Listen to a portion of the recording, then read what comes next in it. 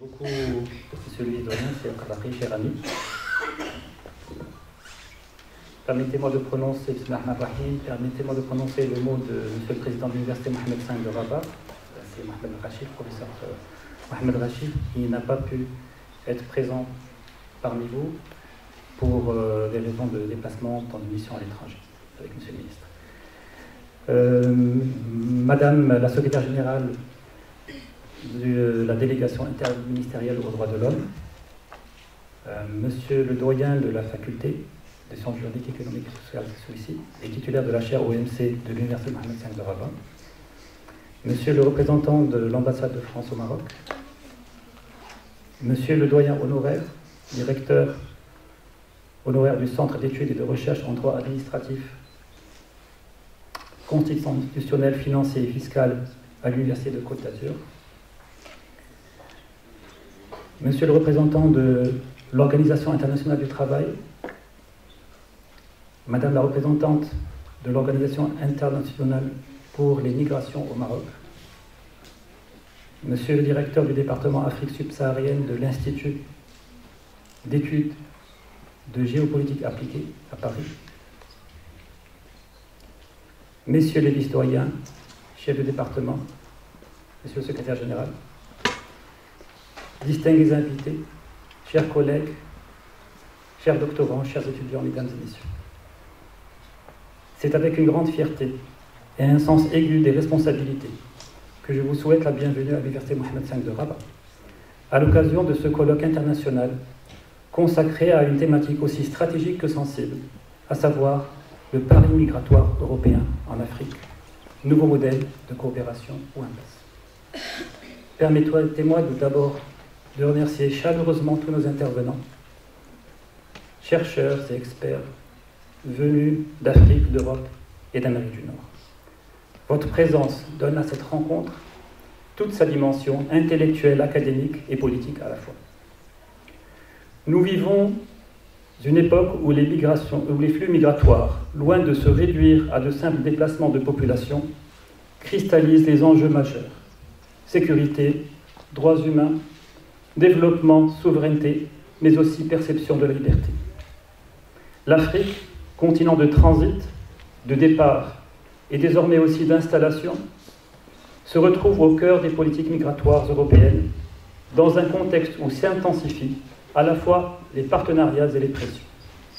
En effet, ce thème résonne avec acuité dans un contexte géopolitique mondial en profonde mutation, marqué par des tensions régionales persistantes, des déséquilibres économiques croissants et des crises humanitaires qui redéfinissent les contours des migrations contemporaines.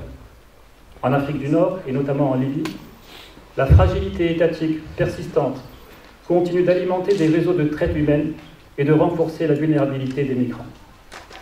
Ce pays, devenu une zone de non-droit pour des milliers de personnes en route vers l'Europe, illustre les conséquences dramatiques d'une externalisation migratoire non maîtrisée. Plus au sud, dans le Sahel, l'insécurité chronique, les conflits ethniques et les impacts du changement climatique provoquent des déplacements massifs de population à l'intérieur comme à l'extérieur des frontières nationales. Dans ce contexte, les pays de transit tels que le Maroc, le Niger ou la Tunisie voient leur rôle évoluer rapidement. De zones de passage, ils deviennent des terres d'installation parfois durables, sans que leurs infrastructures, leur cadre juridique ni leur société ne soient suffisamment préparés de manière systématique à cette transition. Cette transformation soulève d'immenses défis: accueil, intégration, accès aux droits, lutte contre la xénophobie et équilibre entre souveraineté nationale et obligations internationales. Le choix du Maroc en matière d'intégration des migrants s'inscrit dans une approche stratégique, ancrée dans une politique migratoire rénovée depuis 2013, fondée sur des principes humanistes, sur le respect des droits de l'homme et sur l'intégration par un accès aux droits fondamentaux, tels que la santé, l'éducation, le logement et l'emploi. Une forte implication de la société civile et des organisations internationales, telles que l'OIM et le HCR, dans l'accompagnement et dans l'intégration des migrants, est incontournable.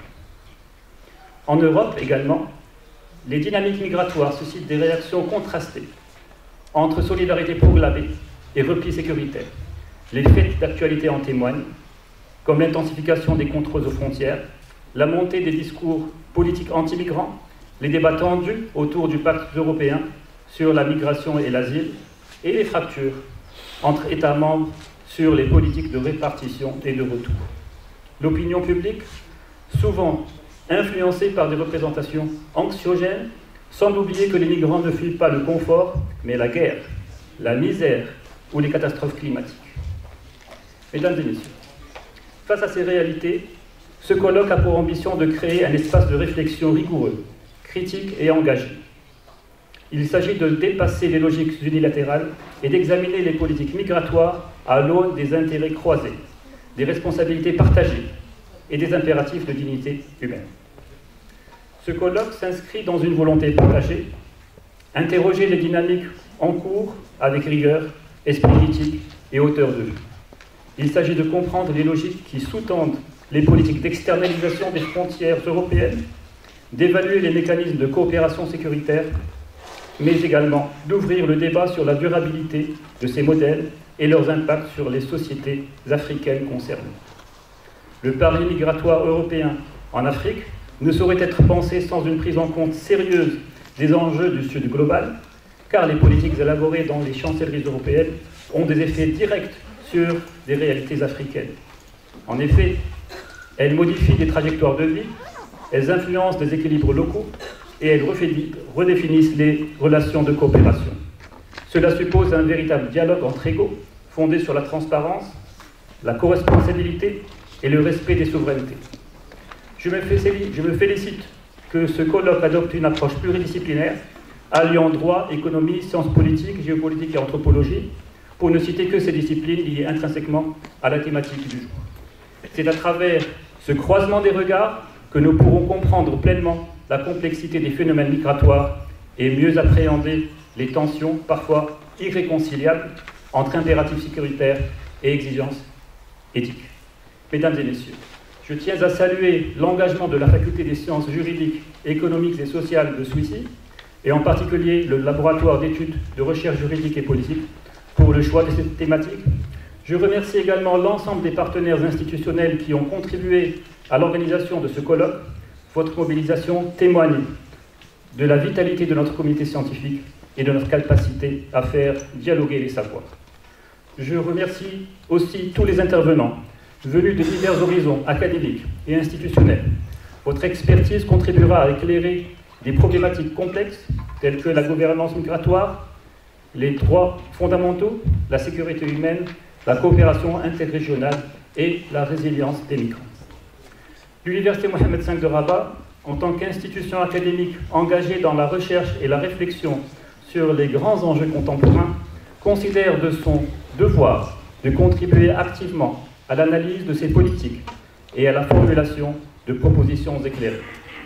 Je me réjouis que notre université, par l'expertise de ses chercheurs et la diversité de ses partenariats, puisse contribuer à cette réflexion collective. Notre université s'inscrit résolument dans cette dynamique de savoir engagé au service de la justice, du développement et de la paix. Cette ambition s'inscrit dans la mission que nous portons, à savoir former des citoyens du monde critiques, conscients et porteurs de solutions. Je formule le vœu que ces journées de travaux soient riches en débats constructifs, en échanges fructueux et en propositions novatrices. En vous souhaitant des échanges fructueux et des débats d'une grande hauteur intellectuelle, je reformule le vœu que ces journées de travaux soient riches en débats constructifs, en échanges fructueux et en propositions novatrices. Je réitère mon souhait que cette rencontre soit aussi une occasion de bâtir des ponts entre chercheurs, institutions et décideurs, et en propositions novatrices. Et que ce colloque soit stimulant, exigeant et porteur d'espoir, et qu'il puisse nourrir des pistes d'action concrètes fondées sur une vision humaine et solidaire des migrations. Je vous remercie.